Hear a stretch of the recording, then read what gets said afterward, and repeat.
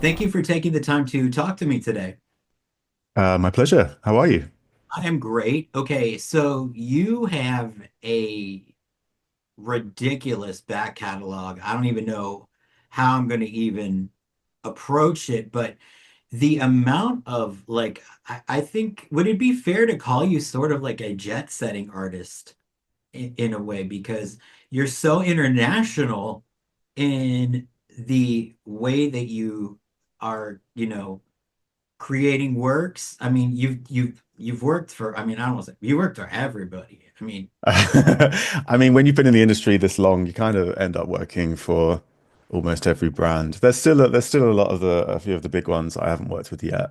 okay, so Um, let yeah. me go to your website and I want to give the audience a chance to say, here is what, so Jack says that he hasn't worked with the big ones, but we're including Google, Hasbro, Esquire, Entertainment Weekly, Netflix, Random Audio House, Disney, Lionsgate, the BBC, HarperCollins, Adobe, The Times, Virgin.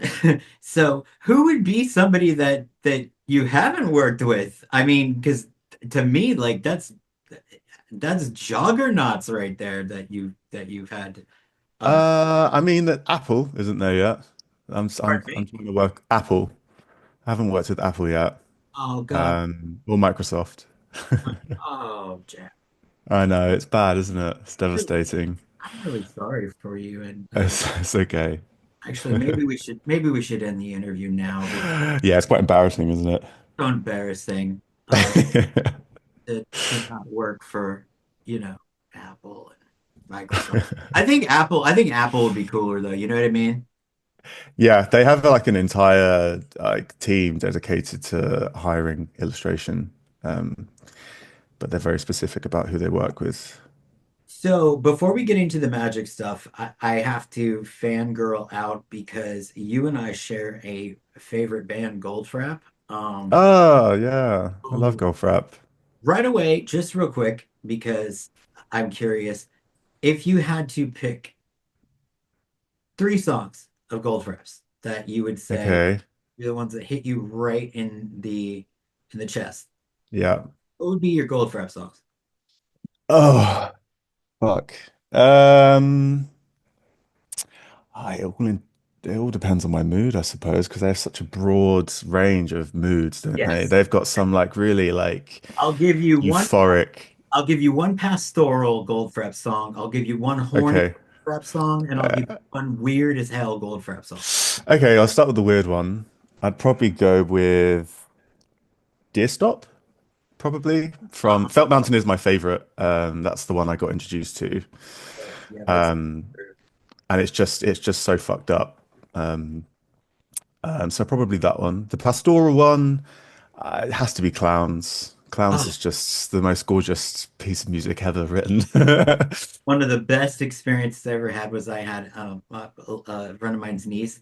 My her mom called me and she goes, "Can you explain to me what language that she's singing in it? Oh, Because it's like gobbledygook. my daughter thinks that she's speaking in fairy." And Yeah, that's quite cute. I was like, well, I mean, if there ever was like a walking kind of fairy, Alison Goldfrapp might be. Yeah. Well, the So song is about fake tits. fake tits, yeah, like Yeah, it's clowns who so play with funny. those balloons. Yeah. What you want to look like Um, Barbie for? yeah, yeah, fantastic. And the horny one, oh God, I don't know. I mean, one of my favorites is Hairy Trees. It's not very horny. No, It's yes, about it it's is. about like, well, yeah, I suppose, but it's more about like love and less about horniness, I mean, maybe. ride my pony, Um, ride it slow. yes, yeah, yeah, when you put it like that. And the song is called Hairy Trees. I True. this might be full disclosure, but back in my 20s, I always had like, my little like Nookie playlist, and I would people it with Goldfrapp, and I was always so proud that no matter who I was having over, there would be a moment where they would go, "Who is this pleb?" Yeah, And I'm yeah. like, "That's right, I I have." think that song is like universally, you can't not like it. I mean, you could be, I It's mean, yeah, it could be a fantasy song, but when you get down to the brass tacks, it's like, I think it's one of the sexiest songs of all time. But enough yeah, about rap, even though I could talk about them for, same. uh, for years and years and years. So, okay, the boring artist question. I know that people ask how old were you when you started doing art, but I'm more interested in what was your first paying gig where you were able to say professionally, I am an artist, and that you really felt like that you had a chance to make this thing into a career. Ooh, uh, there was my first big commission that I got. I actually got it while I was still in my last year at uni. It's You kind of the thing that but kickstarted my career. It was from a publisher, my friend Kate. She needed an illustrator to illustrate a cocktail book geared towards men. And this is at the time where like Mad Men was at the height of its fame, and I'd done like a load of illustrations because I loved that show so much. hmm And I just did them for fun in between projects at uni. Chucked them up on I think I had a blog spot at the time. That's how old we're talking about now. vintage. And she was just Googling and then came across them and then commissioned me to illustrate this entire cocktail book. And that kind of like set the precedence for my style at the time, which was very much like fashion, mid-century focused. Yeah, yeah. Yeah. And you've evolved so much from that. It's a great, I mean, it's fascinating to watch your evolution because then you look at, say, obviously the work from Magic the Gathering, which we'll get to, but the work that you've done for the film posters, like Mm, most recently, which by the way, I got to give you props for the work that you did on The Substance. I mean, what a fucking awesome movie, and what an incredible chance to get it, to get it, a shot at becoming part of that experience. And mm. for the record, Demi Moore was robbed. I Oh yeah, absolutely. I mean, I loved Honora, and I thought I forget the actress's name. I think she did a great job, but if I was to watch them back to back, I think Demi did more of an outstanding Yeah, Demi performance. Moore. I mean, because I love when, because I'm a big fan of, like, say, actresses like Betty Davis, who, when Betty Davis was Rising Star, she said, "I want you to give me the role where I look hideous." Yeah, She yeah, yeah, was interested in looking grotesque or unattractive or mousy, and I feel like that takes real courage, and especially with what the movie was saying about how yeah, yeah, yeah, beauty is absolutely. the standard tradition. Little sidebar, I would imagine that you, I mean, I know this for a fact, but I'd imagine being, as someone who, full disclosure, as handsome as you are, you I mean, did you come up against that kind of stuff? Because did people ever give you crap and say, "Wow, this guy is a really good looking guy. He looks like he's a model. I don't know if can he really do art? Why don't you just, stick to being pretty?" Because, that kind of bullshit. Have you ever gotten that crap like throughout your? Um, I think because a lot of the time it's kind of like a faceless career. People just know you for your art. They don't really know what you look like. Oh, Um, but I mean, but I do post a lot of myself on the I don't blame. internet. So No harm, no foul. I have a little chat group on my Instagram. We call it the Big Gay. We all get together, and I was like, "Oh my God, you guys, I'm interviewing this guy tomorrow, so I hope I don't like pee my pants." Again, not trying to me to you, but it's just, I got to call it, like, I had to get it out of the way. Otherwise, I'd just be like, Um, I think there was one time when I think when I released my first movie poster with Mondo, who do licensed movie posters. This was years ago, and they asked me to do Black Swan, and "That's a they beautiful." talked about it in a movie podcast, and they mentioned the release of my poster, and the guy was like, "Oh, I saw this guy. I saw his Instagram, I thought, maybe he just like paints pots that he's made or something, or he does like pottery or something, or he does like his body art on canvases and stuff." And then he saw the art and was surprised. So that Yeah. was quite funny. Yeah. Yeah, right. I'd be like, jealous. I don't want to say I can say this, but I'd be like, wow, because for my interpretation of jealousy is that people either react in two ways. They're sort of the stab you in the back, like nice to your face, and then as soon as Mm, you leave, they're like me, or yeah. react with such like rage that you know that what's going on deep inside their mind is that they're totally into you and they can't control their Mm. so they're so angry that they're attracted to this person. So they're just like, I have to just disparage the artwork of somebody because I frankly have, I have some issues. So Yeah. to your portfolio, let's see here. I mean, really, everybody go to jack slash dash hughes.com because it is so immense and really all the gay comments really are leading to something because even in the magic, which is incredibly pro diversity, there's not a lot of openly gay artists.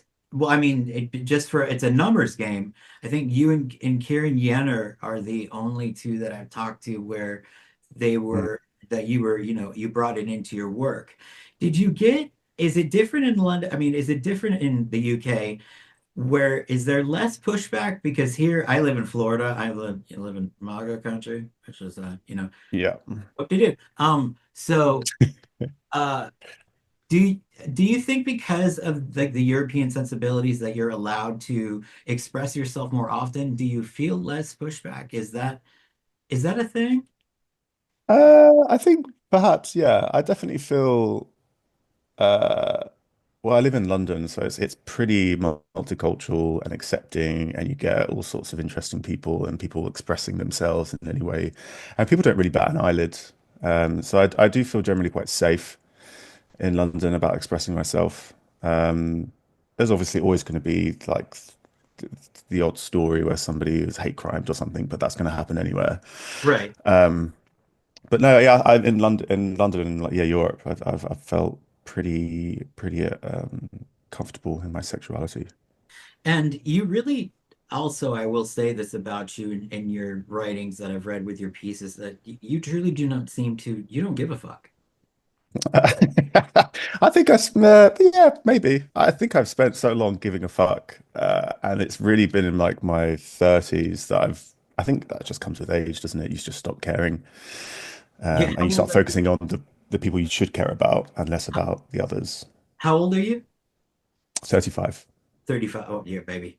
So, I mean, no, but I will say this, going into my 40s, it is like the calm that you wait for all your life because at least for me, the whole like being in my 20s and my 30s, it's like you're not an adult, but yet society expects you to be an adult, and yet your Yeah. frontal cortex your frontal cortex hasn't even developed until you're 25, and it's just like it's a fierce calm, as Tori Amos would put it, once you hit your 40s. So, speaking of musical inspirations, how much has music shaped your visual style? I'd imagine I get a feeling that you might have like little like freeze framed music videos or album covers that you do when you do these pieces.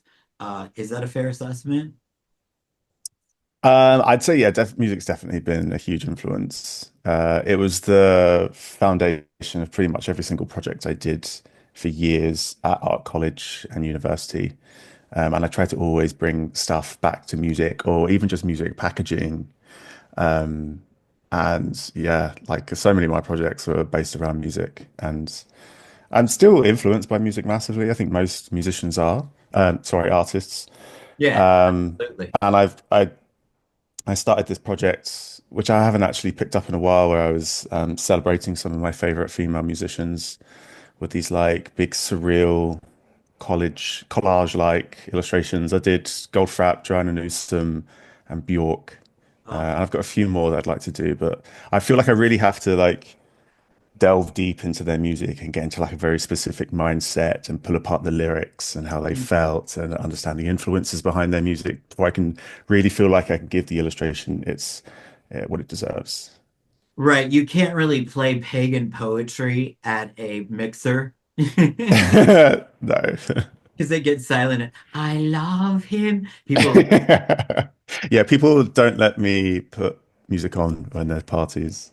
oh, see, you missed the wrong generation because when I was in college, it, like we had the Bjork, or it's Bjork. I got to remind myself. Is that Yuck. yeah, Bjork.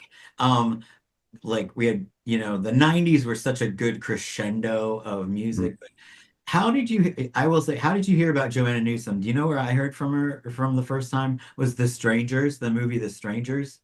They used the Sprout and the Bean Oh in, yeah. and it's the scariest fucking thing. Because she puts Liv Tyler puts on Sprout and the Bean, and then it starts to skip and skip and skip, and with Oh her really? eerie voice, she's got that eerie Yeah, yeah, it's like like childlike, isn't it? childlike, but yet almost like I don't want to say like wicked witchy, but she's got a little bit of Stevie Nicks kind of like Yeah, yeah, Stevie yeah. Nicks and like a toddler that can really Yes. play a mean motherfucking harp. Yeah. You know. But so let's get to because we got to get to the obvious. I have to congratulate you on your Edgar Markov, or as we call him here in my play group, Daddy Markov. Daddy Now, Markov. since Vulcan Baga and we took a consensus, has there been an Edgar Markov that we all agreed is smash worthy? Um, when you got that assignment, did you know how important that Edgar Markov was? He had not been reprinted. He was a incredibly like high demand. I mean, back like a few months ago, his cards were going for 200, $300 just Mm, for regular ones. And now the amount of that your cards are going for are at a minimum $500. yeah, I had no idea. I have to admit I don't play Magic. I've played Oh, it here and there throughout the years. it's okay. So I You, don't understand how important some cards are. And I I didn't think know it when I got that one in. I think it might be better sometimes because I've talked to a lot of artists who don't play, and I think when you do play, I feel bad for them because there is an added pressure of like, oh my God, I just got handed a staple card. Yeah. I don't want to fuck this up. But the Edgar Markov, I'm curious. Now, do you I mean, do you take elements of people that you've met? Do they come to you in a dream? How do you create these faces out of nothing? Edgar Markov looked almost like a combination of all the different Draculas that I've seen over the years. There's a dash of Bela Lugosi, a dash of Christopher Lee, and even a dash of the newest BBC Dracula that came out, where Edgar Markov almost looks like he could be maybe a little bit of like maybe say Latino descent. Like when you're doing the artwork for that, how do you create such a authentic looking vampire, which is a feat to say. Uh, so for Edgar, I had to put my hands up and say it was me. I photographed Really? myself. Yeah. Um, I had like I've got like a big suitcase of props of stuff I dress up in. And I got like lights and stuff. So I was holding the light, I was photographing myself, I set up my tripod. I went into a dark room, so it was the only light source. That's why he's uplit, downlit, sorry, or uplit, I can't remember. Oh, I would Uh, know. I'm a complete moron.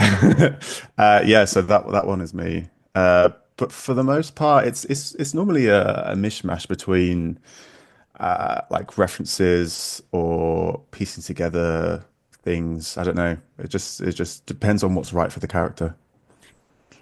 How much has horror played into your artwork and your persona? I can't help but feel like even in I don't know if you've ever heard of the poster artist Aikiko Sterenberger, It who rings a bell.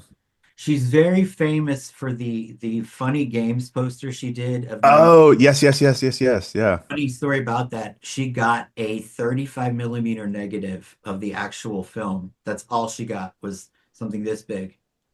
As Blew it up, payment. and Oh, it right. Oh, that's not a photograph.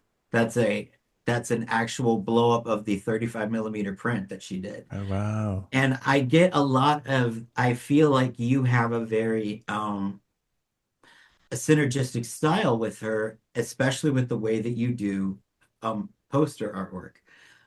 So let's talk about Suspiria. Um, Mm. how did we get that gig? How do you walk into Suspiria and how do you manage? That was again through Mondo. They had the license and they had just done a bunch of promotional art for it. And then I went to the cinema and saw it. And I saw that they'd done this promotional art. So I emailed them being like, hey, I know you've done some artwork for it. Do you still have the license? And they did. And they were like, yeah, if you want to do a poster, go ahead. Um, and that was a bit like what you were saying earlier. It's probably good I don't play Magic because of the added level of stress. When I was doing that poster, I saw it at the cinema and I was absolutely blown away, and it immediately became my most favorite movie ever. Really, like of all Oh, time? it's yeah, I fucking love it. I've watched it probably like 20 times. I always try to make my friends watch it. It's like a comfort watch. I Um, will so I will watch it now because I've talked to you because here's the deal. I saw the like I've read so much about that mirror scene oh yeah, oh, it's fantastic. and the photos looked so brutal that I was Yeah. like, I don't know. It's such a it's quite a queer movie though. I Oh, mean it's absolutely. Guadagnino and it's all women. And It's like yeah, and what more do you want? until the Swinson like playing both a man and a woman, She plays three characters. Yeah, she There's played a secret third. she's I mean, well, I mean Tilda I she what can't she play, I guess is the question. Exactly. Exactly. That's interesting that you mentioned the queer coded films, and I see that you do Mm. a lot of that. I mean, uh, there I've heard that Saint Maud has elements of that too, as well. Yeah, yeah. I mean, I also loved Saint Maud, and that was through Mondo to do as like a promotional thing. So they sent me the screener before it had come out, so I watched it, and yeah, fucking loved that movie as well. So tell me about Mondo. Mondo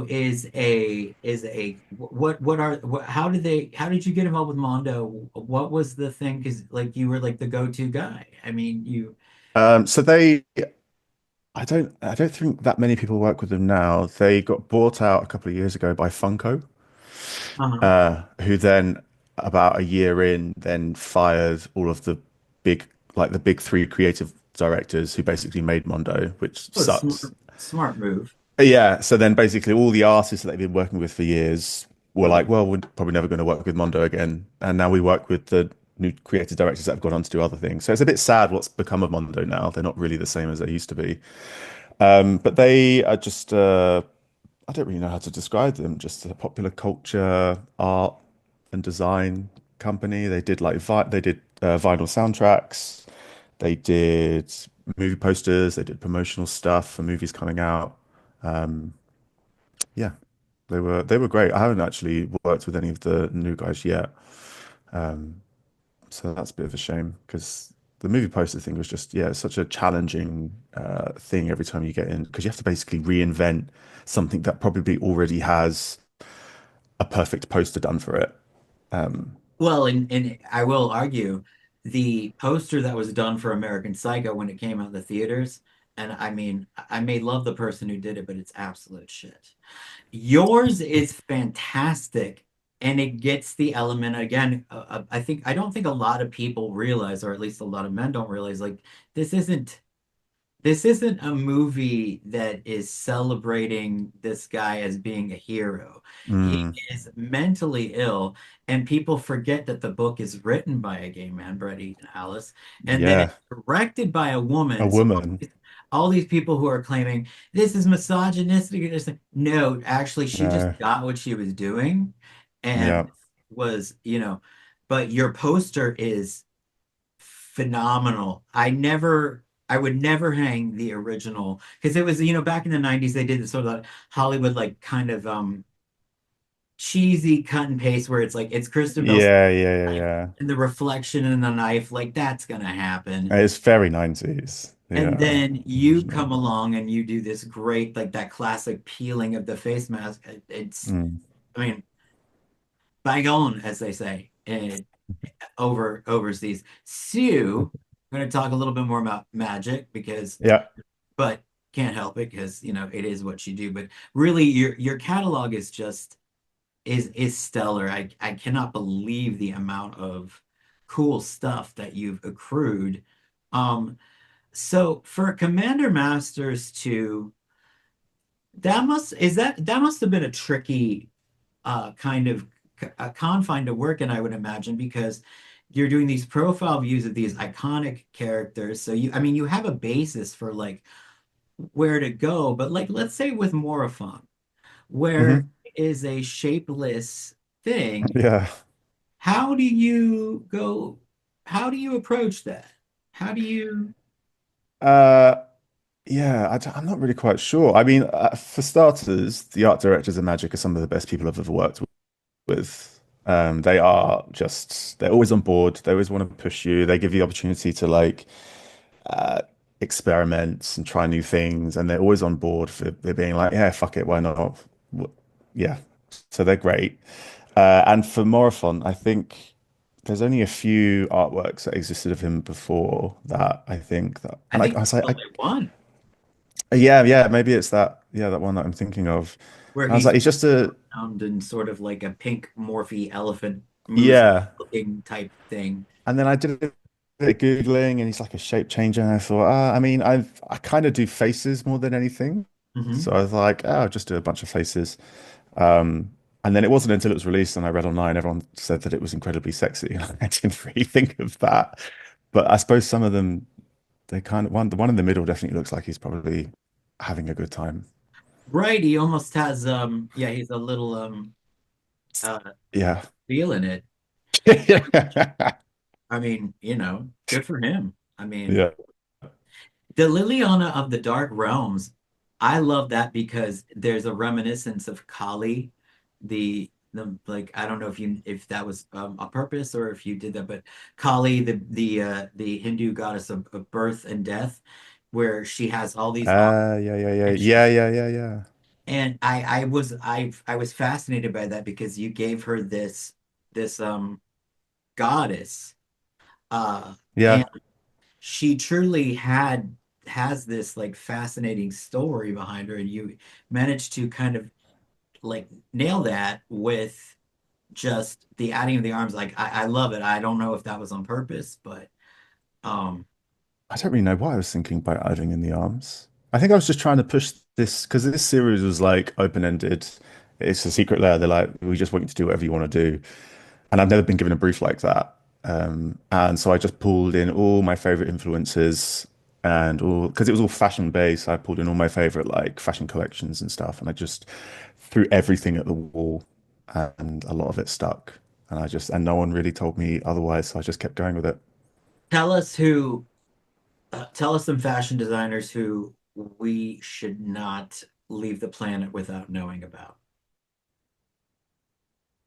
Um, I mean, I love Margiela, Maison Margiela, um, and Alexander McQueen. Oh my I think I God. always liked Alexander McQueen, but then he had the Savage Beauty exhibition, and I just gobsmacked. I went twice. I just couldn't believe how fantastic it was. Oh, wow. You Um, got to see his exhibit. You got to see the exhibit. oh, it was fantastic. Yeah. And Alexander McQueen, you could come in and be like, I don't know if I feel pretty today. And he'd be like, no, I'm going to turn you into a work of art. Yeah, it's such a loss that he's I, gone. yeah. But yeah, some of the stuff he did was absolutely fantastic. Yeah. Who would you say that if you were to pick, say, like the traditional artists, if you were to pick people who I always say it's a lineage of people, because when you are as an artist, whether it be music, whether it be, you know, painting, whether it be singing, you grow up with these influences that whether you like it or not, they become part of your personality. You find yourself homaging them when you don't even mean to. And I don't think it's an essence of stealing. I think it's just because that's how human beings learn. We learn by Hmm. imitating one another. Who Yeah. would you say are your like artistic lineages, if that makes any sense? I mean, I grew up around a lot of like fantasy video games and books and board games. And even though it's not one particular artist, it's all the art from those things I used to be obsessed with. You know, all these like Dungeons and Dragons video games that we would have, and we'd come with the massive manuals that were like this thick, and it was like Mhm. fully illustrated. And I just used to copy the sketches from those. And it's funny that I ended up becoming that kind of illustrator. Yeah. But in terms of named ones, I mean, J.C. Leyendecker is definitely up there, and Aubrey Beardsley. Um, yeah, those two guys probably. If you could pick a painting that you, even if it's owned, if money was no object, if you could pick a painting that is out Mm. there that you would hang in your place, I mean, which I don't know if I'd have the room for it, but it's the doesn't, where you have an imaginary I have mansion. an imaginary big mansion. Um, I forget what it's called, but is it the Lament of Icarus? Where it's Icarus, he's fallen and his wings are up, and there's nymphs all around him. Oh yeah, I don't remember who's done it. I should know that. I'm not that's so good with my actual art history knowledge. oh well, you're forgiven. Because you're making the history as we go as we go along.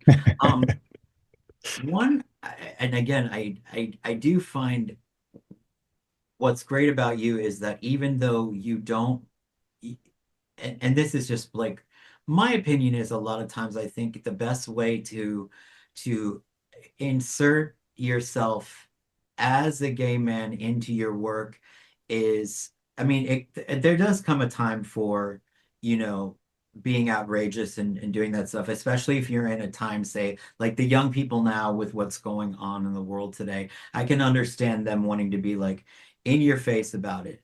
But Yeah. but what I really do appreciate about your work is that it's subtle and but yet it's very clearly coded to gay men. Is that something that's taught in school, or is that something that came to you naturally? And I mean, how do you ride that razor's edge that would Um, I'm not entirely sure. Uh I think for starters, I love female characters. You know, I was always that kid who was trying to pick any of the female characters in any of the fighting games. Every time I Chun-Li? played any of the video games I was playing, I always was choosing a female character. Uh, Mhm. in any TV show or movie, I'm always feel more I just prefer the female characters.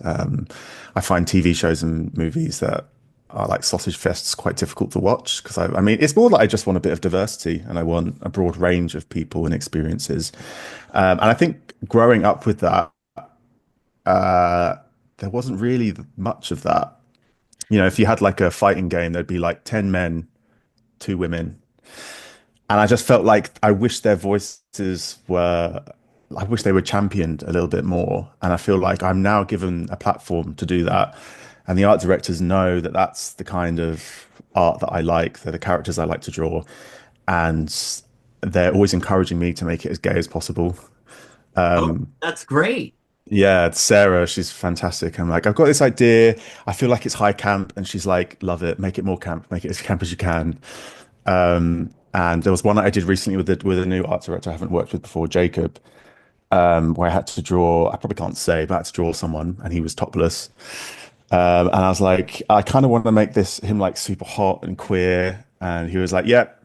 He was like, yep, do it more, make him more queer. Hmm. Um, You so gotta, it's yeah, so it's great that I'm finally given the opportunity. Um, yeah. yeah, you gotta love it. And I mean, and what's great is the guaranteed delicious backlash that will come from from all the Yeah. closet cases who are like, I hate this artwork. Now, if you excuse me, I'm going to go to the restroom for a minute and I'll be back at 15.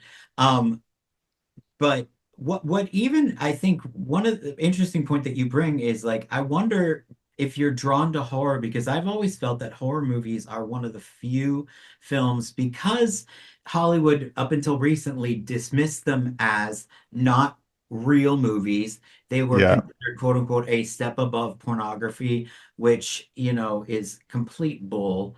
I mean, you look at the most high art horror movies and they kick the crap out of, Oh, women. absolutely.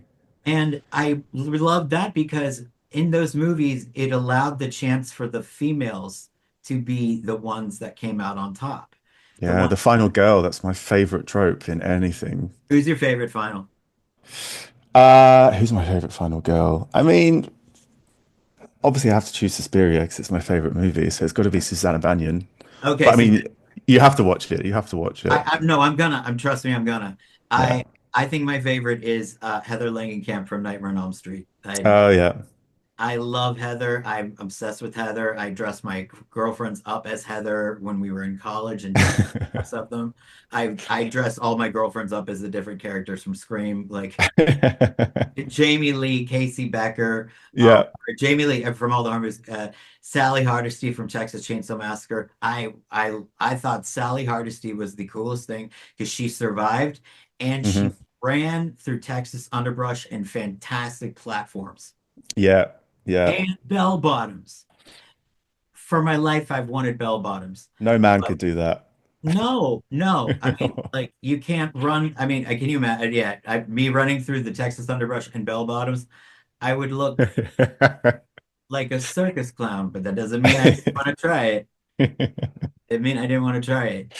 So if you could do like just as a like a pie in the sky kind of thing, if you could pick any character or any sort of, I guess, even scenario in Magic that you haven't done, who are Hmm. some of the characters that you would love to get a crack at if we're just throwing it out there, if we're spitballing it into that secret area, which again I say to everybody, if that book is such a secret, how come it sold 20 million copies? It's not really a secret anymore now, is it? But what Do you would mean be like characters in Magic or characters outside of Oh, you know Magic? what? Let's go for both because I'm not going to limit you. You've got a breadth of stuff to offer. So if you want, give me a smattering of it.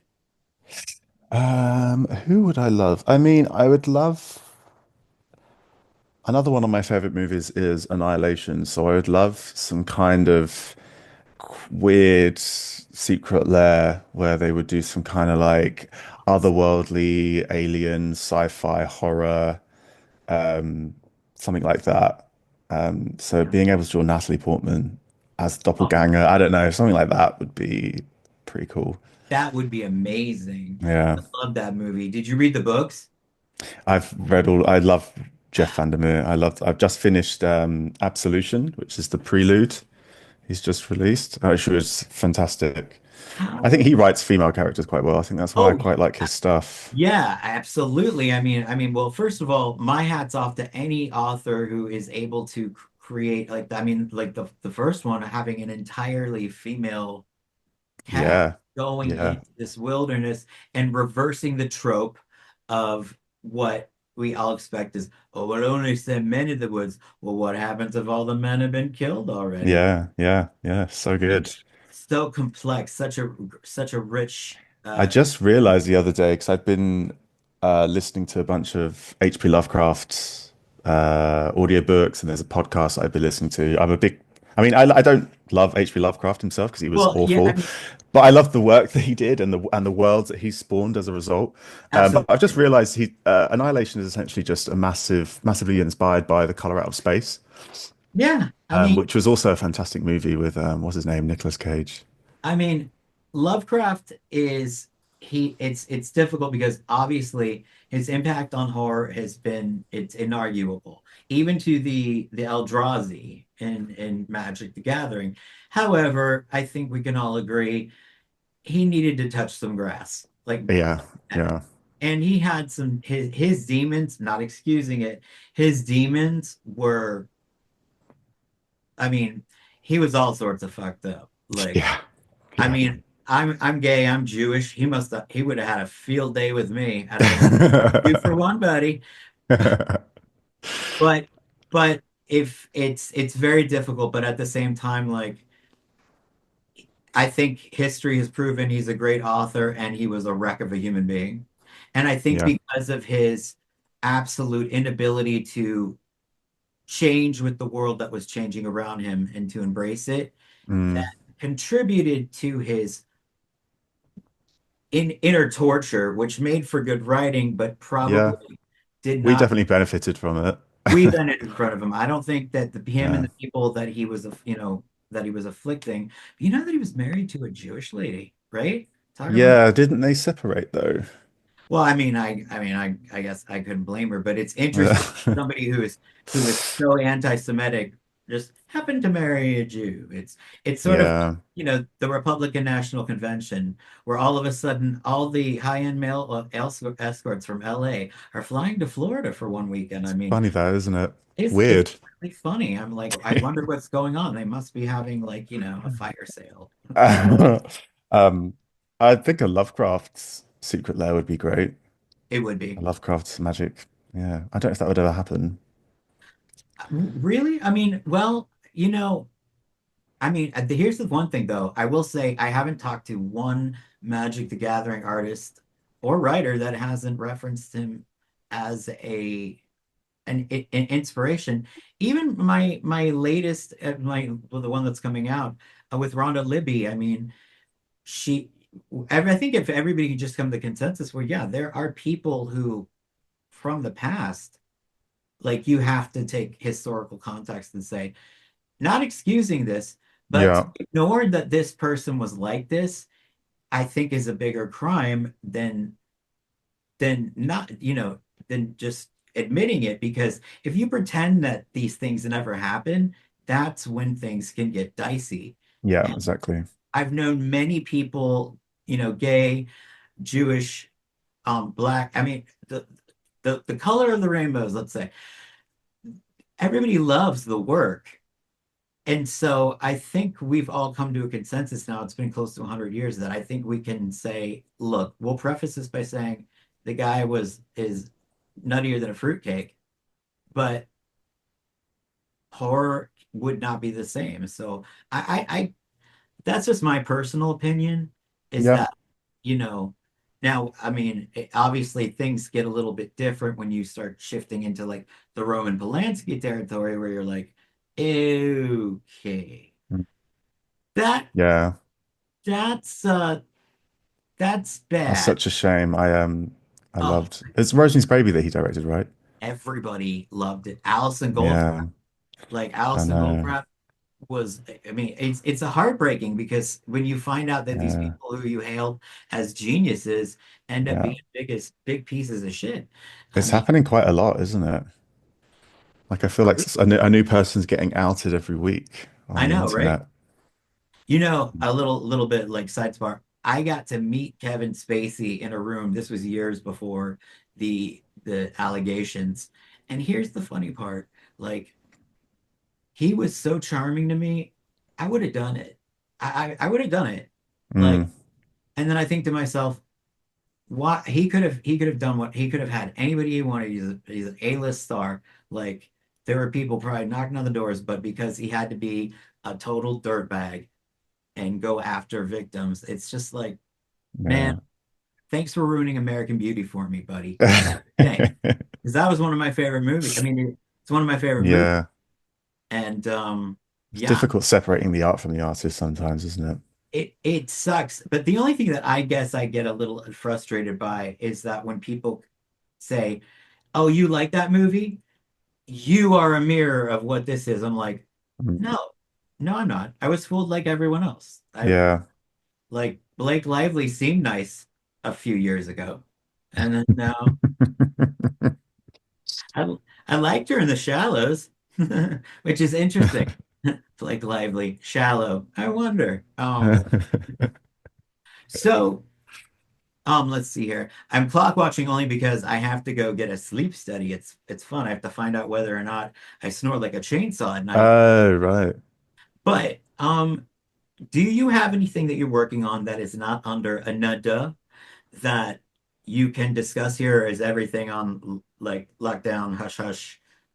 I think with magic stuff, yeah, it usually is. There's some stuff that I worked on for a new setting that they're doing around this time last year, so it's probably going to get announced soon. I did, how many cards did I do for that? Three, I think. Nice. I forget. I lose track of how many cards I do now.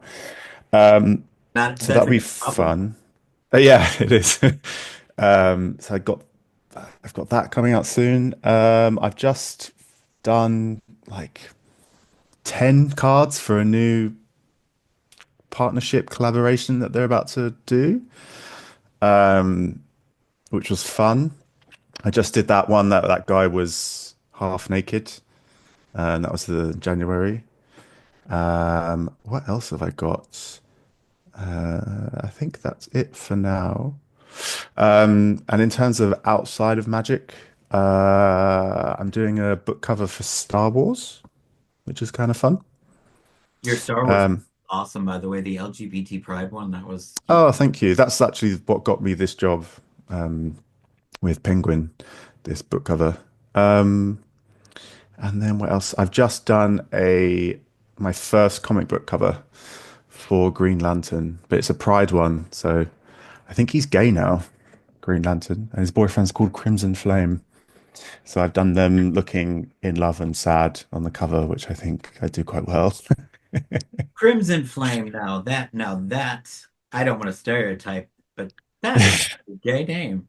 It's a pretty gay name. Yeah, Yeah. I feel like we could, but you know what we could name him? We could name him Sparkle Rainbow. Could just call him flaming homosexual. Right. We could call him, how we could call him the Butt Johnson. No, I'm just kidding. Rainbow Um, Flame. but um that's amazing. Now, if people want to get prints of your work, do Hmm. they go to your website, they go to jack-hughes.com. We'll put it in the notes. But I wonder what's your best selling print, Adam? I wonder, that's I'm curious. What is my best-selling print? I think a couple of my Mondo ones, they've they have a similar thing with Magic where they would like do their edition run, and then they'll send any extras to the artists to sell themselves, which is what Magic do with their artist The proofs. artist first, yeah. Yeah. God, I bet people are knocking down the doors for those Edgar Markovs, man. I Oh, guess I get so many emails, but it's serialized, so I didn't get any, you which would what? have been great because I would have made loads of money. They don't give you serialized ones? Oh, No. Well, bummer. they only printed 500. They're not going to give I one know to they the only printed artist. 500, but double check on that because I'm pretty sure that you get at least something. No, no. No? So for like collaboration ones, so for like all the Doctor Who ones I did, because it's IP, you don't get it through that one, and because this was serialized, the fee was higher, to like offset the fact that you're not making money from selling artist proofs.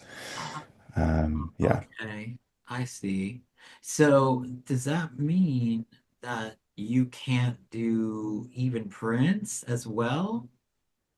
I could probably do prints, but I don't really get much interest from people wanting to buy artwork. They just want to buy the AP with the sketches.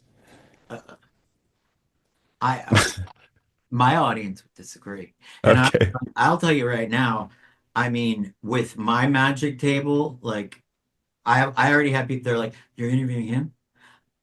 Does he sell prints? Does he sell prints? Like, could I get, I'm like, I'm like, I'll ask. I mean, honest to goodness, I mean, people aren't interested in prints. What are they, lobotomized? I mean, like, what? I mean, I get that they're collectible and I understand that people get very OCD about it, but your stuff, I at least give run like like even if it's a made to order, because there was this one artist named Graham Humphreys who is a UK artist, and he did the original UK quad for the first Nightmare on Elm Street.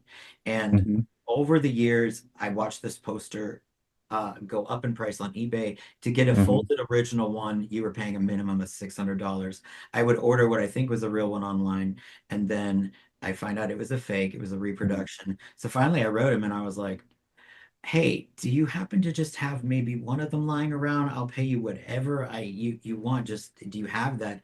And he goes, oh no, I don't really have that. But what like I do have is that I have like the poster, but I can't put Nightmare on Elm Street on it, because like because of copyright and all that. And Yeah, I don't need Nightmare on Elm Street on it. It's got Heather Langenkamp and Freddie in the that's corner, what you need. and he sold it to me for 125 bucks for a 27 by 40, right? Okay. Signed it number one and whatnot. Oh Then I wow. said, after I said, do you have an agent? He said, no. I said, good. Because if you do, I was going to say, fire that motherfucker because your artwork is being like counterfeited. Well, flash to Yeah. later in Fangoria, there was an auction in New York City, and the very same print that I got for a buck 25 went for 12 thou. So, Wow.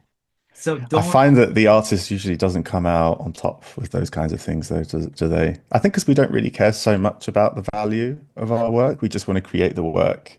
But I know, but I'm saying as this is, but it is very important. And also, even and just a little sidebar, if you do anything that's digitally created and you want to create it by hand, people do they pay through the wazoo for Mm, a one-time, like you do a contract with them, you say this is the one-time repaint, never doing it again.